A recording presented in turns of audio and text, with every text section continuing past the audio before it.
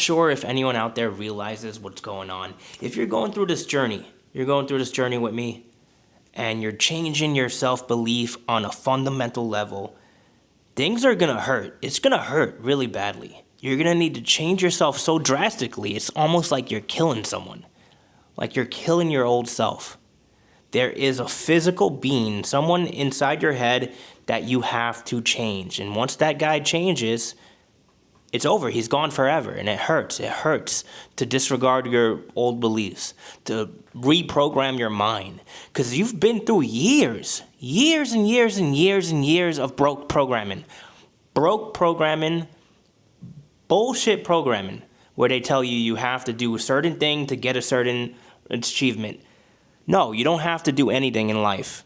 You only need to live with fulfillment, live with gratitude. Live with a self-concept that makes you feel unstoppable. Once you're living in that state where you are on top of the world, think of it like there's a mountaintop, all right? And you want to feel like you're at the top of the mountain. You're on top of the world. That's where you are, and you want to be thankful for it. Once you can be thankful for that feeling and genuinely feel it.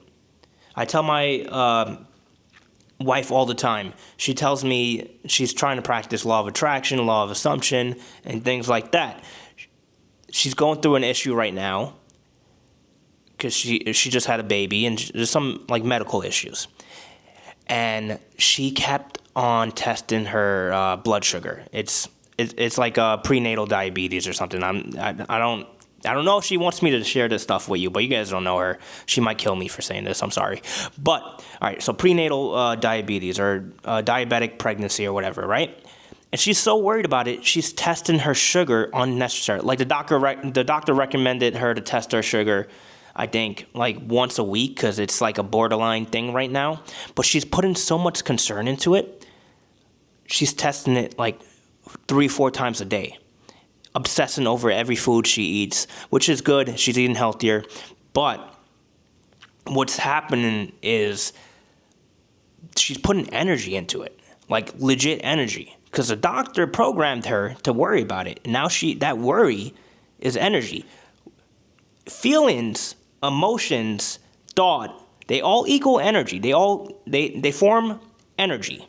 And once you put any energy into anything in life, it is bound to happen. It's going to happen. It's going to take a lot of work to negate that energy now. Right now, I have to sit with her and I have to try to reprogram her, which sounds kind of fucked up. I'm reprogramming my wife. Like, what is this? Some kind of Stepford's wife thing? I don't know. I feel kind of weird sometimes when I talk about it like this, but I need to change how she thinks so she could get rid of this health condition. And there's other things going on which correlate with negative thoughts and negative emotions. And I did contribute to it because I had a really terrible mindset. They say people are born demons, like the people are born gods, but then some people just develop demons or they get these influences that causes so many fights and so many problems in people's lives. And I'm so thankful for where I'm at right now because I've been learning about the self-development journey and the spiritual journey, learning about the law of assumption, your self-concept and your inner self and how to feel. And because I'm doing that, I treat her better. So we have less fights. It's almost like I had a demon attached to me. We weren't fighting all the time prior to me developing my self-concept and developing a better self-belief. But we did fight, right? Everyone fights. And we fought a decent amount. We had arguments over petty bullshit. And looking back on it, it's like I had basically the devil in me. Everyone has that. Demons are all around. In different cultures, they call it different things. In Hinduism, we have Mother Kali, her influences, and things like that. Muslims have the jinn and how jinns stay around and feed off of negative energy. It's almost like a force. It's like a smoke. Jinns are creatures of smoke and darkness, and they follow people around and cause them to do bad things. They only influence you if you give them energy. And I was feeding into that energy.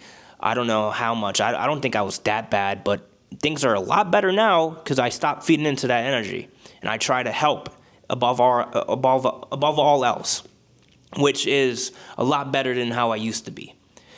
And it's changed our relationship for the better. And I think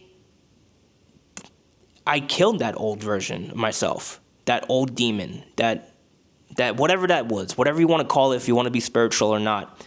But basically, I killed my old self. Well, I killed a demon. I don't know. I don't know if I truly believe in the jinn theory and the demons and stuff like that, but it does feel like that. I killed an old self that was so negative, so down in the dirt, full of negative emotions and bullshit.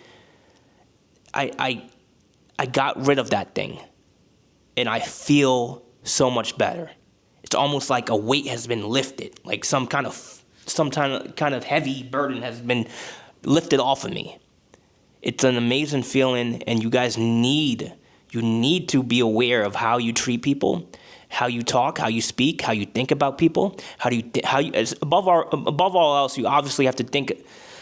How do you think about yourself? Do you feel like you are thinking you're the greatest, you're the best of all time, you're the best thing to walk this earth, you're perfect, you're God's creation, etc., etc.? You need to feel that, and you also need to think about how you think about other people, especially those that are close to you, and how you treat other people. And it's almost like a force field gets lifted off of you, and you start becoming an evolved spiritual creature. It's an insane concept. And if you really want to think of it spiritually, like really spiritually, it's basically like you're getting rid of your demons. Like you're killing your old self who's been influenced by all those demons. Like, I don't smoke, I don't drink, I don't indulge in nonsense, I don't watch PRN anymore, etc., etc., etc.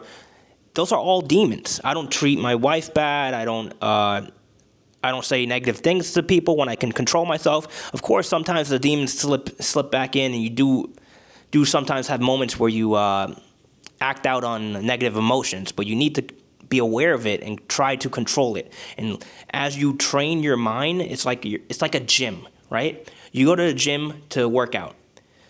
You go in here. You go in your head to train your mind. The mind is a muscle. You need to train it to be better, to not treat people like shit, to think of yourself like you're God, basically, and think of your environment as everything that you can be grateful for, and to also visualize. All these things take training. It's a mental gym. You need to get into the gym, fix this muscle.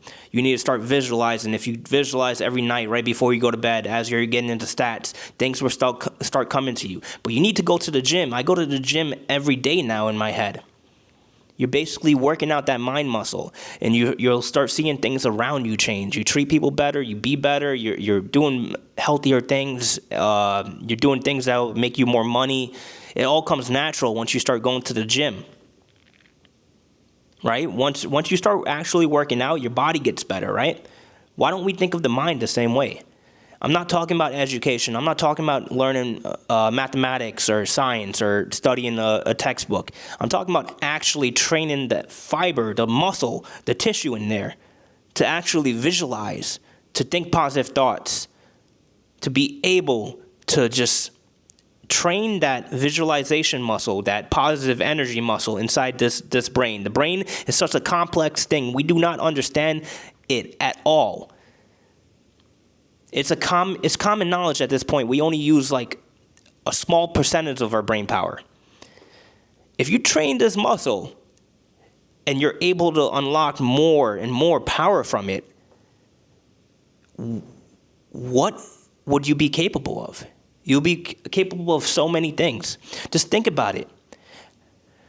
Like before we evolved to human beings, we were like basically primitive primates, right? And there's only like a small percentage of brain power. It only took us a small percentage of brain power, like a tiny percentage of brain power, to evolve to the Homo sapien. From basic primates or primitive humans to Homo sapiens, a small percentage of brain power. And we still have not unlocked all of what we're capable of. Now you think of that small percentage. Now let's see how much you can train. Maybe you can get 0.5% more power. Maybe you can get a 10% gain. Maybe you can go further and further and further.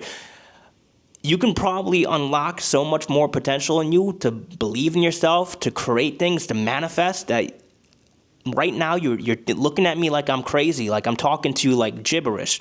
But once you start training and you come back to this video, you're going to be like, oh my God, why didn't I do this sooner? Get into the gym. Get into the gym. Speaking of demons, like I still drink coffee. That's why I kind of burped just now, because I just had a cup of coffee. I don't know if coffee is good for you or bad for you. People say it helps with productivity. That's why I drink it.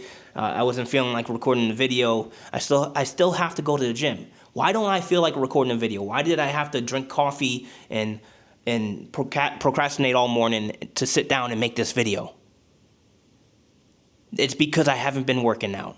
So you need to get stronger by working out in the mental gym. See you guys. Love you as always. See you in the next video.